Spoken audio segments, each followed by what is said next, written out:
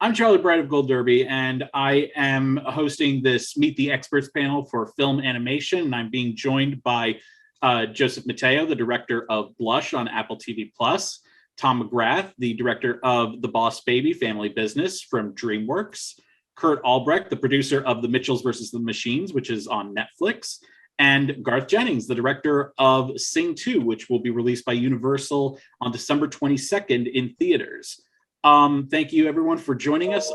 First question I wanted to ask, I want to go to Tom, and I was curious as to what were the animated pieces that first sparked your interest of working in animation?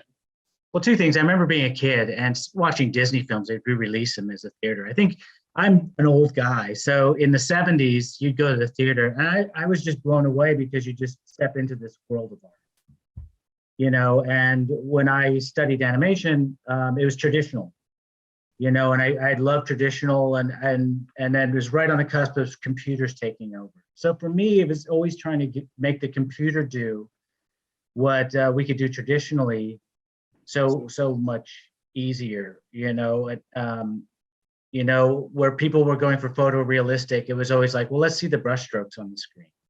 And I think the fun for me was taking some of the things I remember from my youth in the theater and then putting it into, well, a 7-year-old's imagination might look great if it was, you know, felt like Wet's Opera Doc or what animation could do really well back in its heyday, and to try and get the computer to make it feel like it was handmade and hand drawn. And I think, you know, everybody who worked on the film kind of were fans of early mid-century modern animation and Bob Clampett and that sort of thing. And try and kind of get the computer to do those types of things, whether it was this, you know, the broad style of animation or the subtlety of a scene, you know. If you look at the opening of Lady and the Tramp, it just evokes so much, and it's more of an impressionistic feeling. So I'd say it's like instead of doing a realist painting, you're trying to make an impressionist painting to lead the audience where you want them to go. And Joe, how about you? Yeah, I was growing up, you know, I used to watch Saturday morning cartoons. There's this manga that I grew up watching too. It's called Voltus 5. It's like those Japanese super robot, you know, series, which was banned by our president back then, because he doesn't want the kids to kind of like worship robots or whatever. But it didn't make any sense. But it's a really paranoid view.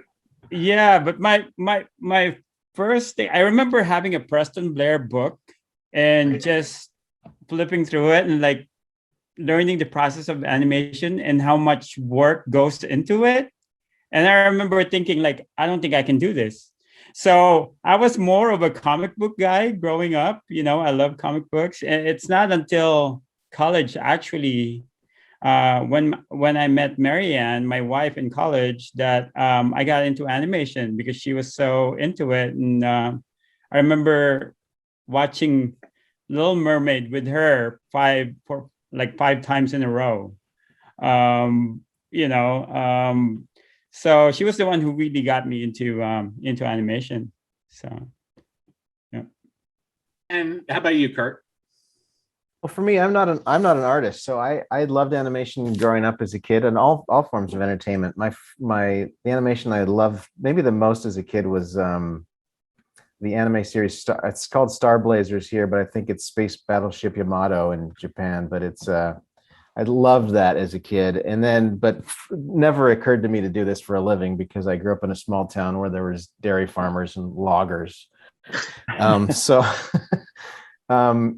And I just came to LA looking for work out of college, and I landed at a small production company, and there was live action and animation. And I really fell in love with the medium because for me, it's so collaborative. You get to work with so many talented people, and every one of those people has a chance to get something in the film. I love that about animation. So it's like you get to work especially all of us are at the feature level, you get to work with literally some of the best artists on the planet. It is amazing the people that we rub elbows with on a daily basis. So I love that about animation. So that to me is I fell into it, but I love the collaboration in the community. And how about you, Garth? I sort of loved everything as a kid. I just thought everything was marvelous, like music and but the animation was just part of all this wonderful stuff going on, whether it was a Star Wars movie or it was E.T. flying around and eating Reese's Pieces. But I remember the Sledgehammer video for Peter Gabriel coming on TV, and it was so radical. I was like, what? And also that was that time of like Aha's Take on Me. And there was just that stuff was like, it was really magic. So although I loved all the Disney movies and the Saturday morning cartoons, the music videos were like going next level with it all. And then of course, those guys that made that Sledgehammer video, I find out that they're responsible for one of my favorite characters, which is called Morph. And it was part of a children's show called Take Heart. And it used to be this little animated figure that would pop up in the middle of the show and do a little, comedy skit. And that was Peter Lord, and that became Aardman. And then when The Wrong Trousers went on TV, we're all like, it's the greatest movie ever made. And it's like, I'm literally weeping at this train track scene at the end. It's like, this is brilliant. I'm laughing, and I just find the whole thing, this medium we're in, is just, like you just said, we're able to work with these amazing artists on every level. And I think they were too in those days. It was just, you could be really you could do something really magical with this. And there's an awful lot of influences, an awful lot of inspirations from that time. But those are the ones that stick out right now as you ask the question. That by the way, that is the correct answer. Sledgehammer music video is. It's my personal favorite song of all time and music video of all time. It's a masterpiece. When I went to Cal Arts, they were working on the Aha video, and I was like, "What are these people doing?" And they're like drawing over photos, And I'm going, "What is this? Everyone's working on." And of course, it came out. It's like, "Oh, well, that's it." I mean, like, wow, that is history there. Take on me. So good that it was actually a hit song as well. It'd been terrible if all that work had been for an appalling record. I know, right? Yeah. Thank God it was for a good song. I'm just trying to think of what it could have been. But anyway, thank goodness. Next one I want to go to is Kurt. I want to start with you. So we've talked about. I asked about what your favorite. What was like the first piece of animation that drew you into the medium. What is your one of your favorite pieces of animation that you've seen in, say, the last 10 years? I love the Spider-Verse movie, and I know that's an easy answer, but I was around Sony when it was being made. But I think it's beautiful for one thing, and then also it's just a darn good film. I mean, I'd say it's one of the best Marvel movies made. So I think it succeeds on both levels. It's just a great film, and then also introduces new techniques, is beautiful, makes you care about the characters. It's one of my favorite things. And the thing I've loved in the last week, which is inspired by Spider-Verse, I think, is the Arcane series that's on Netflix now. It looks pretty great. That's a lot of fun to watch. And I like it because I can watch it with my kids. And Joe, how about you? I love Spider-Verse too. I think, I was working on Big Hero 6 when I found out about it, and it's just, oh man, it's like, this is the next level, they're setting a bar. It's so awesome. And when I finished after watching it, I was like, oh my God, that's like the best comic book movie that, I've ever seen. That's like, it really showcases the comic book, the style and, just the way everything was, because I'm a big comic book fan. And before that, Incredibles was for me, because of my love for like comic books. And and I love working on Big Hero 6. That was like, for me, it's like a full circle, for me wanting to be a comic book artist to like working at Disney in animation, a storyboard artist, and then working on the Marvel titles. So yeah. And Garth, how about you? Yeah, I mean, Spider-Verse was, I've got 4 sons. You can imagine how well that went. That was a hit trip to the cinema, if ever there was one, really staggeringly good. And I'm just thinking now, the other ones that have really stuck with us all as a family, well, there's loads actually, but I know for a fact Ratatouille comes back time and time again. We absolutely adore that. And The Iron Giant. Those aren't recent, I know, but they are films that really stay with me and are kind of often quoted around the dinner table, as far as there's always something relevant in them. And they're just marvelous and eccentric. And it still amazes me to this day that somebody got away with pitching a rat in a kitchen to a studio. I just think that's great. He's in the hat. How's he doing it? He's in the hat. At no point did anyone say, well, that's just ridiculous. We can't be doing that. It's like, all right, let's do it. Amazing. And it's so great. I love it. And Tom, what about you? I never saw Spider-Verse. Kurt and I grew up in the same dairy logging state. I love Spider-Verse, but I was just thinking, I'm a huge Tom Moore fan, and everything cartoons. I think just because of my roots. But I remember being at Annecy, I saw this film called The Red Tortoise or The Red Turtle. Red Tortoise, I think. And it Red was Turtle, yeah, and it was a very small independent film, but it just reminded me what I loved about animation, which is the simplicity of it. And there's no dialogue, it was just music. And I it's like, oh, here's an art house movie. And I got swept up by it. And just like, oh no, and is this guy gonna drown in these waves? And it was really the most simple, basic animation, but I cared. And it just reminded me, like, that's the illusion, the great illusion of animation is just this, sometimes the simplicity of it and the fact that it is international and it can speak to everybody regardless of dialogue and that kind of thing. And it makes you think.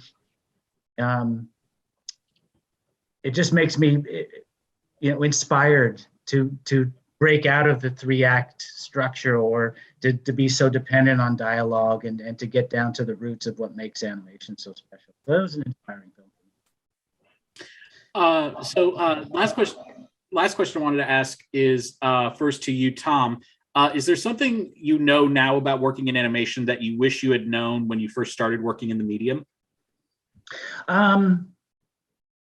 I think I can speak as a director. I think after 6 movies, you kind of, the nice thing is you learn from your last project and how you want to make it a better space and a safer space for everyone working on the film, because we all have hundreds of people working on these, and to allow that they would have a voice in it. And I think through the process is like, you always know what you have in your head of how the film should play out, but I think the learning curve for me, especially in the last couple of films, is really kind of open it up to people to contribute and use the rules of improv, where it's yes and. If someone has an idea, you never shoot it down. You just think about it and work on it. And I think that's when the greatest movies are made, is when other people have on your crew can feel like they're part of it and are contributing to it in a way. And if you let people play in the sandbox, you'll get 10 ideas that are better than your one idea, And I think even working from home on Zoom allowed that collaboration to happen a little bit better, because everyone's name's on the screen like we are. No one can hide in the back of the room, and you can have these creative conversations. I think that now we can take back to the studio when it opens up again. And Kurt, what about you? I'd echo what Tom's saying. I mean, like, just trying to bring in as many ideas as early as you can. Like, that's one thing. Working with the other producers on Mitchell's, Phil Lord, Chris Miller, they just always want to make it better. That's what they're pushing for. And being around that, I think that's something that I'm remembering. Like, you always never be satisfied if it's what's the word they use? If there's a line that's a little too sweaty, just keep working on it. I think it's that, trying to always look for solutions. If someone comes up with a better idea and it's too late and you can't afford it, we'll try to figure out a way to make that work. Try to do your best to convince the bosses or move money around or whatever it is to just try to get the best thing in the film. And I think pushing hard for that all the way through is something I would tell my younger self. My younger self might have been more eager to go out and get a drink at 7:00. Just keep working on it. And Joe, how about you? When I started in animation, I was like, it's a lot of work, right? Like, and there's a demystification that happened, my first year, I think, and then you get to be part of it. Now, just realizing you're making the magic too. You're part of that hard work that creates that magic. And for me, just collaborating with people, I agree with Tom, even though you haven't seen Spider-Verse yet, but no, I'm kidding. No, collaborations is a big thing, and me as a storyboard artist, it's very, I think what's key too is like having a safe room to kind of not be afraid to open ideas and for people to be, not to feel comfortable in throwing out ideas and for me that's a key part. Speaking as story artist, speaking as a new director, when I started production, I thought all my years at Disney kind of prepared me that I already know enough to make my first short, right? But it was a very humbling experience, and fortunately for me, I had a lot of like people who were willing to mentor me, and I learned a lot. And knowing that you're not alone going into this, and to really know what your crew's strengths are is a big key to like and letting just you don't need to know everything, so and just learn to trust the talent of your crew and their strengths, focus on their strengths, and just be open to going back to what Tom said, collaboration is a big thing. That's how we make the magic. It's not just made by one person, And Garth? Everything you all said is so true. I just would say exactly the same. Giving people room to come up with the best idea. Best idea wins. Room to fail, room to break it and try again. That, what Kurt was saying about finding a way, that's one of the great, just thrilling parts of it all, I think. Like that, how on earth are we going to solve this problem? And I found the whole process very moving. I really do, partly because I don't know how many of my people do it. The team are extraordinary, and I find the passion and the dedication. When somebody presents something beautiful and finished, I find it really, really magical. And I love this process, even though it's been the hardest thing I've ever done. I really cherish working with artists and that process. I love being in a room with artists, whatever their field. And so I suppose going forward, I would just make sure that we always are in a place where that is recognized and protected, because it's very special to be able to do this with so many amazing people. Well, Joe, Tom, Kurt, and Garth, thank you so much for joining us for this panel. We wish you all the best this award season. And to all our viewers at home, please don't forget to go to goldderby.com and use the Gold Derby app to make your predictions and try to outsmart the top prognosticators in Hollywood. Thanks so much, everyone. Thank you. Thank you, Bye-bye. Charlie. Thanks, Charlie. Thanks, everyone. Thank you, Charlie. Thanks.